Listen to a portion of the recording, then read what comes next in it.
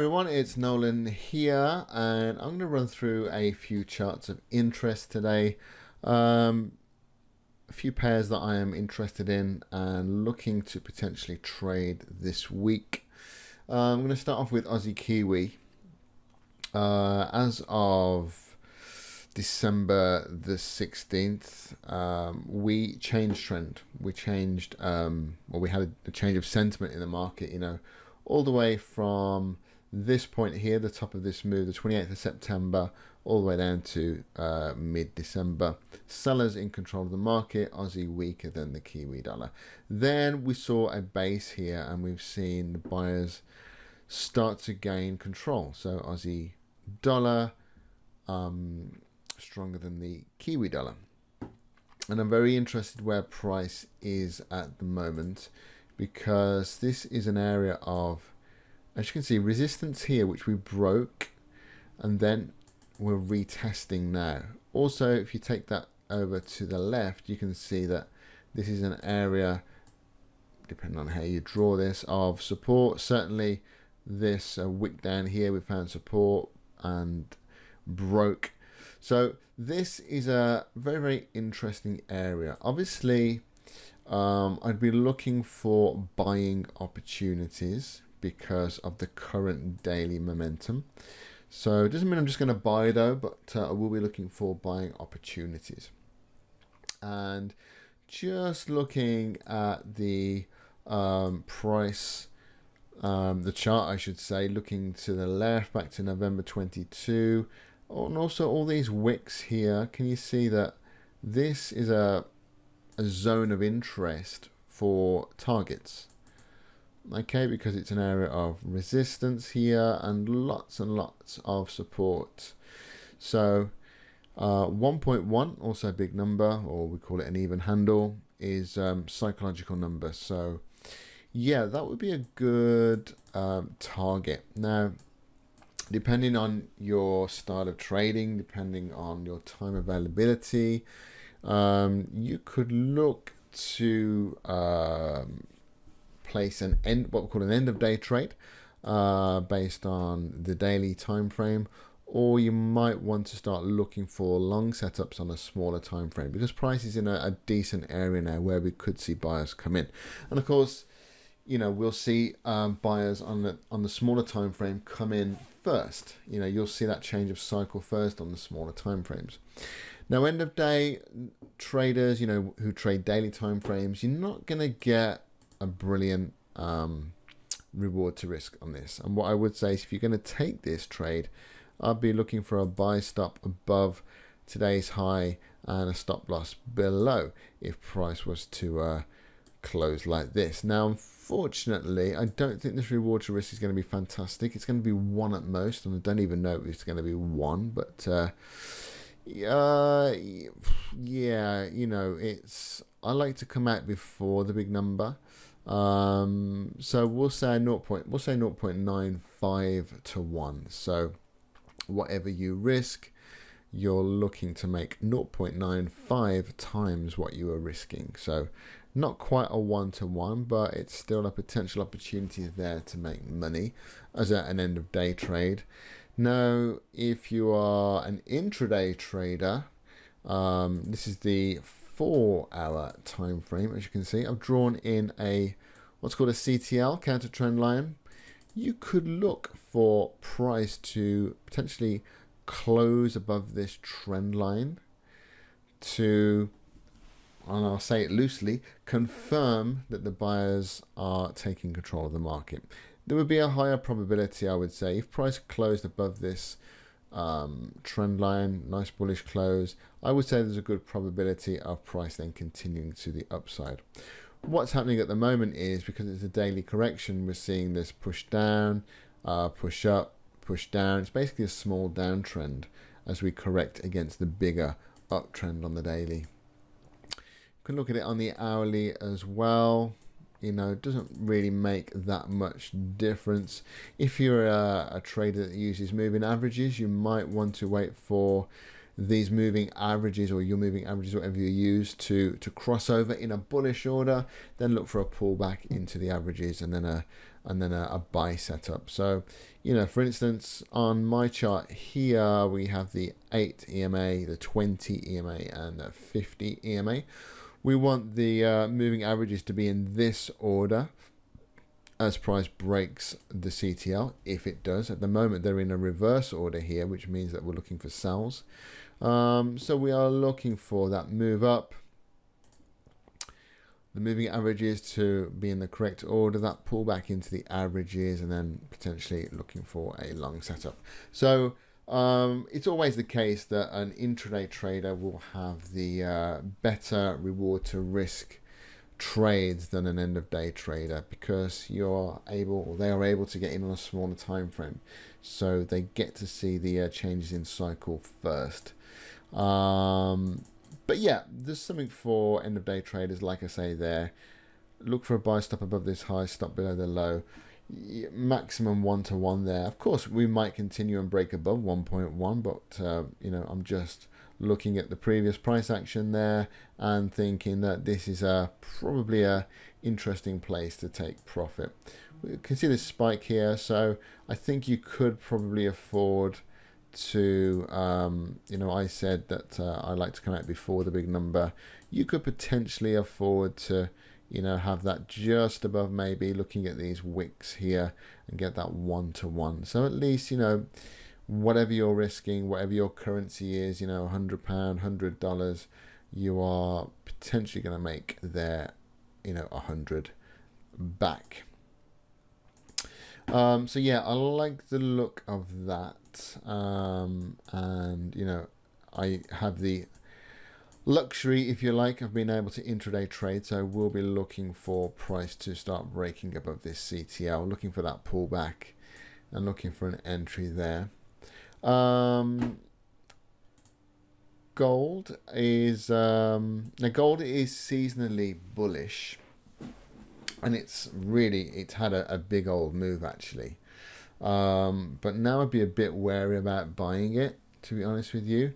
I'd like this to pull back a little bit. You can see on the weekly that it's had a really decent move here through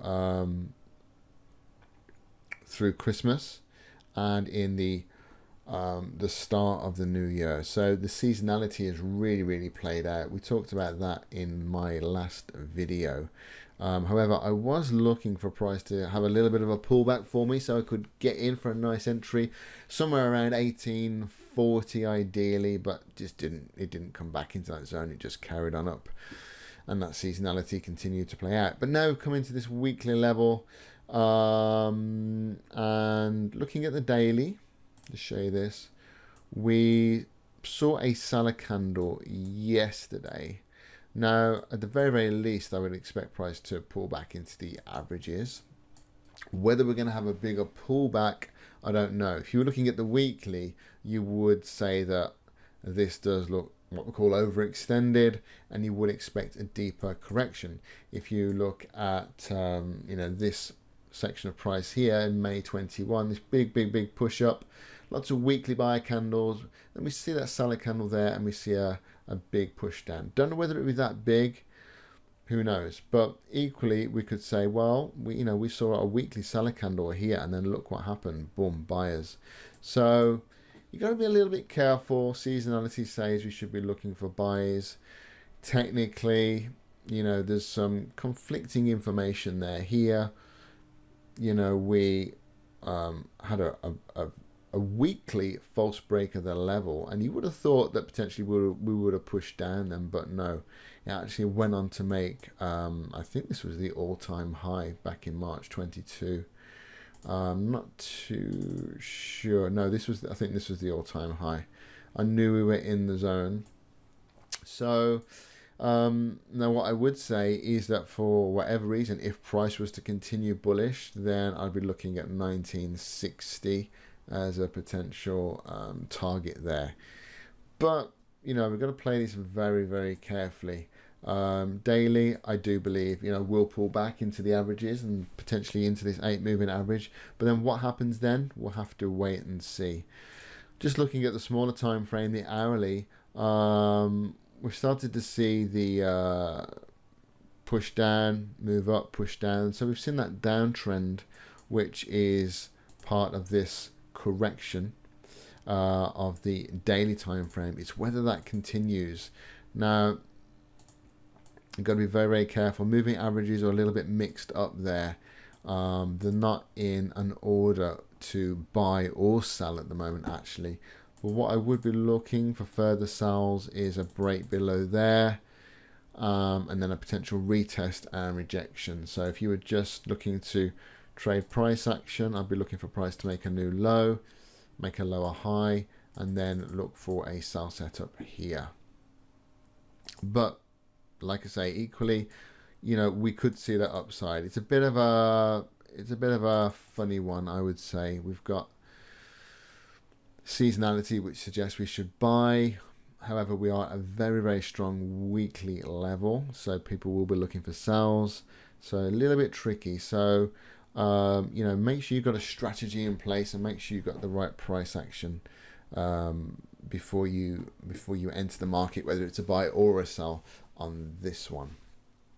But yeah, you know, this is you can see this is our correction here. This is our impulse, and for this size of impulse, I would like to see a bit of a bigger correction. If I was to use fibs, for instance, sorry, that's not a fib. If I was to use a fib from the start of the impulse to the end, you know, even a 38.2% retracement here would be okay. We've obviously got the trend line as well. Originally I was looking for 1840, but I don't think that's going to happen at all. Very, very strong trend. So yeah, look for the break and retest of this previous low here, and then you could look for a target area of this 38.2% retracement, about 1889, 1890, somewhere around there. But yeah, make sure you get the right price action, and you have a strategy ready to help you take that trade. Anything else I'm looking at? CAD Swiss, I had a losing trade on this today. Now I was trading, if I just go to the bigger picture, we've got, on the weekly actually, we've got this nice little zone here between 68, we'll call it 68 and 70. It's actually 68,000 and 70,000, 0.68, 0.7, whatever you want to call it. And we've reached a base here at 68. You can see its previous support here. So I am looking for this to push up into 7,000 or 70,000, however you want to read that, just like we did here. Now on the daily, well, actually, let's look at the 4 hour. What I was seeing was obviously this base formed here at 68, and then price making a high, higher low, higher high, and then looking for price to make a higher low, and then buyers to come in and take it into 70,000 or 0.7. Now that hasn't happened, and somewhere, is it on the daily or the weekly? I can't think where my trade is. It's here anyway. Yeah, it actually broke through my trend line. I had a buy limit here, sent it out to other traders as well, to have a little look at, and it looked like it was doing well. It was about 0.4 to 1 up, but then closed below this trend line today. And that was ahead of, we had some CAD news a little bit earlier. Sold off, literally broke my stop loss by about 3 pips. And now we're seeing buyers come in. You know, that's just one of those things, unfortunately. Now we've broken this trend line, but looking at the daily, I still actually like this for longs. Okay, we've broken this trend line. However, look at the daily. We're seeing this wick here in this zone. So that is telling me that buyers are there at this price looking to buy, and they are keeping it above this level. Now, if we'd have closed perhaps potentially below this candle low here, then that might be a different kettle of fish. We still have 4 hours 51 minutes before the daily close, but at the moment it's looking as though buyers are here. So what I would say is that there could be opportunity to buy above this bearish candle, because if you think about it, if price is going to continue to the downside, then it's very unlikely to break the high of today's candle, and it's going to continue down, potentially back into 68. If this level is going to hold, then you would potentially look for buyers to take price higher and break today's daily high. So I would consider placing a buy stop above today's high and a stop below the low, looking for price to come into that 70,000 or 0.7 zone. It's about a 0.3, sorry, a 1.3 to 1. So 1.3, like I say, if you risk $100, £100, you're looking to make £130, $130, whatever. So yeah, there's an opportunity there. Either that, or you can wait for tomorrow's candle. And if tomorrow's candle closes above this candle, then you could look to potentially place a buy above there, and we'd get what's called a morning star pattern. So I still like this for longs. If we'd have closed below this low, or if we break this low, then potentially, you know, the idea of longs is wrong. But I think if we can break this high tomorrow, then we're going to head up to 0.7.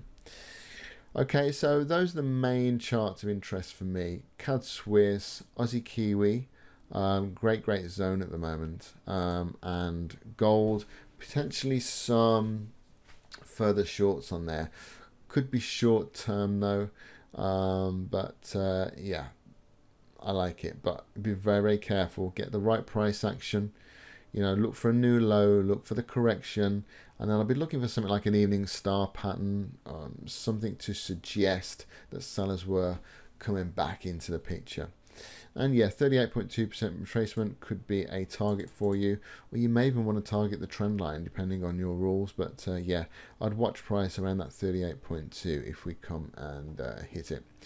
So yeah, hope you found that interesting. So a little bit of insight into what I'm looking at the moment, and yeah, it's not been a bad start to the year so far. So safe trading, guys, and I will catch you again in my next video. Have a great day. Bye.